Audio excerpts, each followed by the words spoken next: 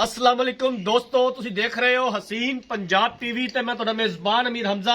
दोस्तों, सब तो पहले अपने चैनल हसीन पंजाब टीवी ਨੂੰ करो सबसक्राइब ते नाल लगे बैल दा बटन दबाओ ताकि साडी हर नई आने वाली वीडियो साडे वीरां तक आसानी नाल पहुंच सके और तुसी वो वीडियो देखो सब तो पहले।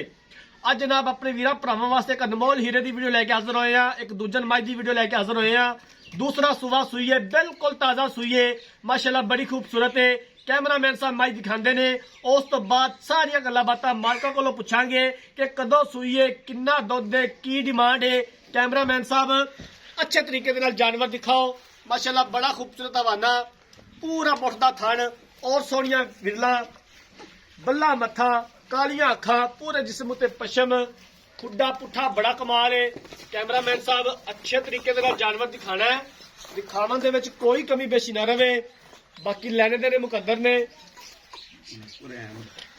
टूनी कौड़ी तो बिल्कुल साफ है झोटी, घर का जानवर है, व्यापार लाइन तो दूर दूर तक तलक नहीं है भाई होरां दा। घर की झोटी है, तसल्ली वाली है। बाकी अच्छे तरीके नाल कैमरामैन साहब जानवर दिखाओ, इनू पैदल खोल के टोरिया जे।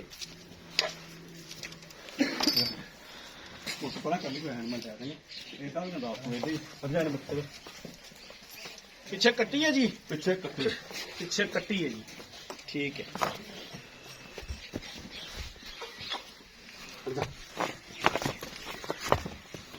उरे दफा हो बच्चे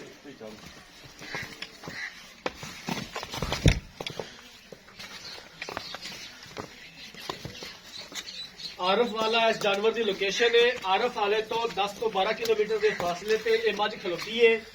माशाल्लाह कद बड़ा, बेल चंगी, पावर वाला थन लगा हुआ झोटी नूं, पूरा मुठदा थन है और सोहणियां विरलां ने। हवाना माशाल्लाह बड़ा खूबसूरत है। मौसम को जिस तरह का है कि चाचे होरां ने मझ नवाई धवाई नहीं दी, जिस तरह खड़ी है उस तरह की वीडियो पै रही है।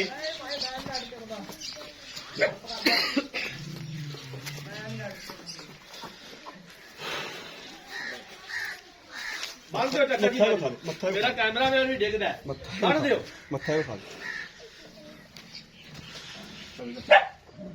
आ। पीछे कट्टी है जी, माशाल्लाह कट्टी बड़ी खूबसूरत है, बल्ला मत्था, चिट्टियां अखा ने, माशाल्लाह बड़ी खूबसूरत कट्टी है। नाड़वा नाल है, कैमरामैन साहब दा नाड़वा भी दिखा दिया जे कट्टी दा।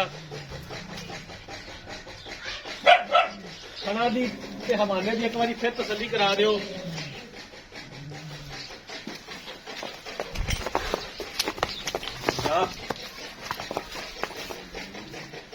जी ठीक हो गया, भाईजान आ जाओ इधर मेरे कोल ते दो चार गल्लां बातां दा जवाब दिओ ते फिर इजाजत लैने आ। इत्थे आ जाओ। अस्सलाम वालेकुम जी। वालेकुम सलाम जी। चाचा थोड़ा उच्चा बोली।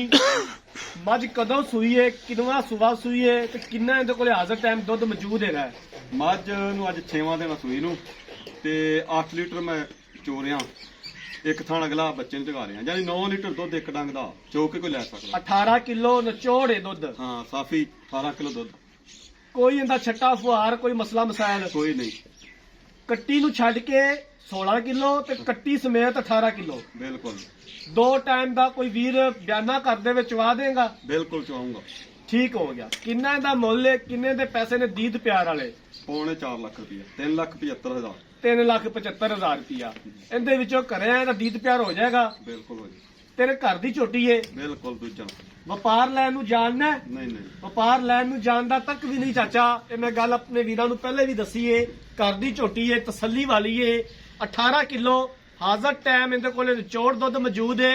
16 किलो कट्टी नूं छड्ड के हैगा। ये मेरे वीरां दी ख्वाहिश है, उन्हां दे मतलब जिस तरह भी चावन किलो छड्ड देवन, 2 किलो छड्ड देवन, उन्हां दी मर्जी है। बाकी निचोड़ 18 किलो झोटी दे कोल दुध मौजूद है। 3,75,000 रुपया की डिमांड की है। दीद प्यार हो जाएगा और असीं इंशाअल्लाह ताला करवावांगे जिथों तक हो सकिया। अगर किसी वीर भरा ने जानवर खरीदना है, राब्ता नंबर 0312 612 2054, इस नंबर पर व्हाट्सअप बनी है। अगर साडी अज वाली वीडियो पसंद आए, वीडियो लाइक ते शेयर जरूर करना है। जिंदगी रही तो मिलांगे एक नई वीडियो के नाल। अपने मेजबान अमीर हमजा ने दो इजाजत। अल्लाह हाफिज।